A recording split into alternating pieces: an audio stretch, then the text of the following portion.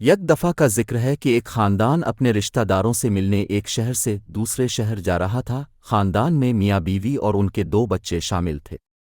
والد کا نام تھامس تھا، ماں کا نام نینسی، بیٹی کا نام آوا اور بیٹے کا نام جیک تھا۔ وہ گاڑی سے جا رہے تھے، آدھی رات کو گاڑی خراب ہونے کی وجہ سے سڑک کے بیچوں بیچ رک گئے۔ اہل خانہ نے مدد کی تلاش کی لیکن انہیں مدد نہیں ملی۔ وہ شہر سے اتنے دور آئے تھے کہ واپس نہیں جا سکتے۔ کچھ ہی دیر بعد انہیں قبرستان کے قریب ایک مکان ملا۔ گھر پرانا اور خوفناک لگ رہا تھا۔ خاندان نے وہاں جانے اور مدد مانگنے کا فیصلہ کیا۔ خاندان نے اس گھر کے دروازے پر 2 بار دستک دی۔ چند منٹ کے انتظار کے بعد ایک بوڑھی عورت نے دروازہ کھول کر کہا، کون ہے؟ اہل خانہ نے خاتون سے کہا کہ ہماری گاڑی سڑک کے درمیان خراب ہو گئی ہے، اس لیے ہمیں مدد کی ضرورت ہے۔ خاتون نے گھر والوں سے کہا کہ ایسی کوئی جگہ قریب نہیں ہے جہاں سے آپ کو مدد مل سکے۔ تو بوڑھی عورت نے ان سے کہا کہ وہ ایک رات اس کے گھر ٹھہر سکتے ہیں۔ سارے گھر والے راضی ہو گئے اور وہ اس کے گھر میں داخل ہو گئے۔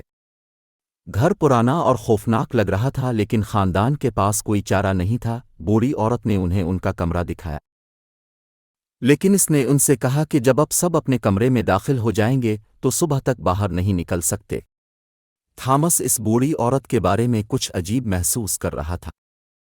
کمرہ چھوٹا تھا، صرف 2 افراد سو سکتے تھے، اس لیے انہوں نے فیصلہ کیا کہ وہ وہاں بچوں کو اپنے ساتھ 2 الگ کمرے میں تقسیم کریں گے۔ تھامس نے آوا لیا اور نینسی نے جیک کو لیا۔ وہ اتنے تھکے ہوئے تھے کہ بس سونا چاہتے تھے۔ آدھے گھنٹے کے بعد تھامس بیدار ہوا کیونکہ وہ پانی پینا چاہتا تھا، اس لیے وہ اپنے کمرے سے باہر نکلنا چاہتا تھا۔ اچانک اس نے سوچا جو کچھ بوڑھی عورت نے اسے کہا، لیکن اس نے ان تمام باتوں سے انکار کر دیا جو بوڑھی عورت نے اسے کہی اور اپنا کمرہ کھول دیا۔ اس نے آدیر الفادیر پانی تلاش کیا لیکن وہ نہ ملا۔ اچانک اسے باورچی خانے کے ساتھ ایک کمرہ نظر آیا۔ اس نے سوچا کہ اسے وہاں پانی ملے گا، تو اس نے وہ کمرہ کھول دیا۔ اس نے جو دیکھا وہ چونکا، تو وہ کمرے میں چھپ گیا۔ اس نے بوڑھی عورت کو اپنی چھری تیز کرتے ہوئے دیکھا۔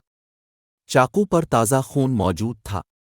بوڑھی عورت باہر نکلے کمرے سے۔ اس کے بعد تھامس اپنی بیوی اور بچوں کو بچانے کے لیے بھاگا۔ پہلے اس نے آوا کو لیا، پھر جب اس نے وہ کمرہ کھولا جہاں نینسی اور جیک موجود تھے، اس نے کیا پایا کہ وہ دونوں بستر پر مر چکے تھے۔ یہ دیکھ کر وہ دونوں بہت روئے، لیکن اچانک سنا کہ کوئی دروازے کی طرف آ رہا ہے۔ تھامس آوا کو لے کر کچن میں چھپ گیا۔ تھامس نے اپنی بیٹی سے کہا کہ سب ٹھیک ہو جائے گا۔ جب بوڑھی عورت کو پتہ چلا کہ تھامس اور آوا سب کچھ جانتے ہیں تو وہ ان کا نام پکارنے لگی۔ وہ دونوں ایسی آواز سن رہے تھے جیسے بوڑھی عورت ہر کمرے کو چیک کر رہی ہو۔ تھامس کو ایک خیال آیا تھا۔ اس نے ایک بار پڑھا تھا کہ اگر کوئی چڑیل کو مارنا چاہے تو ہمیں اسے جلا دینا پڑے گا۔ تھامس پیٹرول اور کسی بھی چیز کی تلاش کرتا ہے جو پورے گھر کو جلا سکتا ہے۔ سے پیٹرول مل گیا۔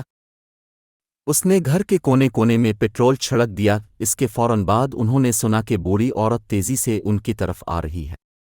تو تھامس نے آگ روشن کی اور اسے گھر کے اندر پھینک دیا اور اچانک باہر نکل گیا۔ پورا گھر جل گیا اور تھامس اپنی بیٹی آوا کے ساتھ باہر نکلا۔